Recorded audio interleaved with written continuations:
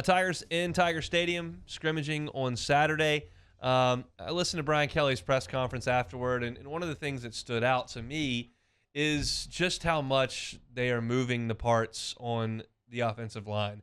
Will Campbell has been a stalwart at the left tackle. Looks like Garrett Dellinger has kind of won that center job. I haven't really heard anyone other than Charles Turner's name, and Dellinger's getting every first-team rep. That appears to be kind of etched in there, but the rest is not. Anthony Bradford has played right guard and right tackle. They've moved Frazier right guard, left guard. I don't know what Cam Wire is going to do, if he's going to be the right tackle, if they want to move Bradford in. It's just a lot of moving pieces, and quite frankly, it just concerns me. It just concerns me that they're still kind of cycling through things. Maybe they have a lot of really good options and they just want to see what's best.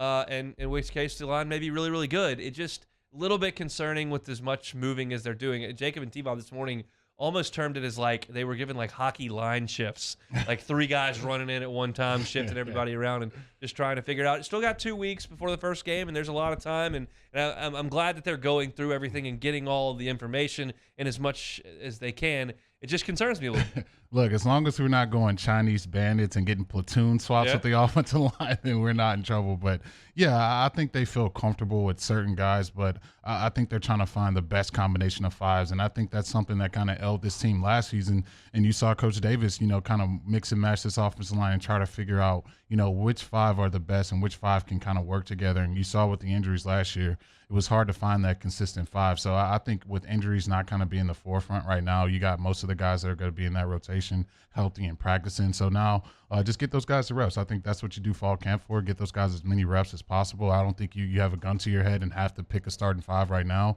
Still got some time left. And then when you kind of get closer to that game week, you can kind of, let the players know kind of which guys are going to be the ones and which guys need to be on standby ready to play. So it's not, the end of the world for me. I think that's why you still go out there and practice. We'll kind of see, who they pick and who they trot out there with Florida State. I think that's going to be a big thing. But right now, I'm not going to get too up in arms about it. Yeah, the positive, like you just mentioned, is like they don't have a bunch of guys that have been hurt. So you're plugging guys in by necessity because you can't get the 5 that you want out there. That was the case the entire camp and preseason last year. Every single time practice was open to the media, you went out there and somebody had returned from injury that had a no contact and somebody else was out because they got hurt. And Brad Davis was new. It was musical chairs up there. They just had no chance to get that line where they wanted it for the first game of the season. And really, they played that game of catch-up all year long. They had the great day against Florida in Tiger Stadium. Outside of that, it was really an uphill battle almost the entire season. That has not been the case this year. This time around, you've not dealt with massive injuries, guys missing 2 and 3 weeks.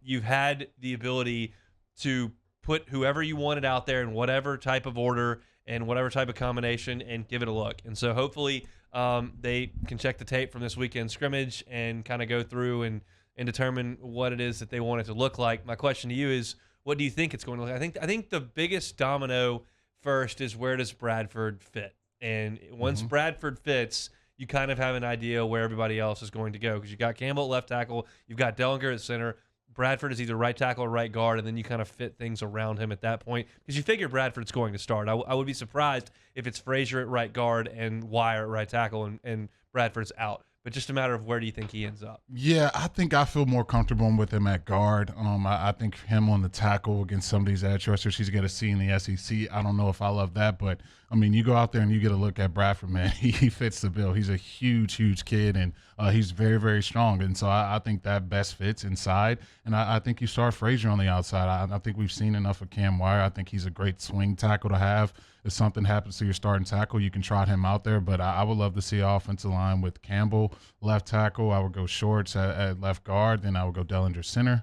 Then I would go Bradford right guard. Then I'd probably go with Frazier at right tackle as well. So I think that's probably going to be the offensive line if I had to bet. But we'll kind of see what they kind of come up with when we get to the first game.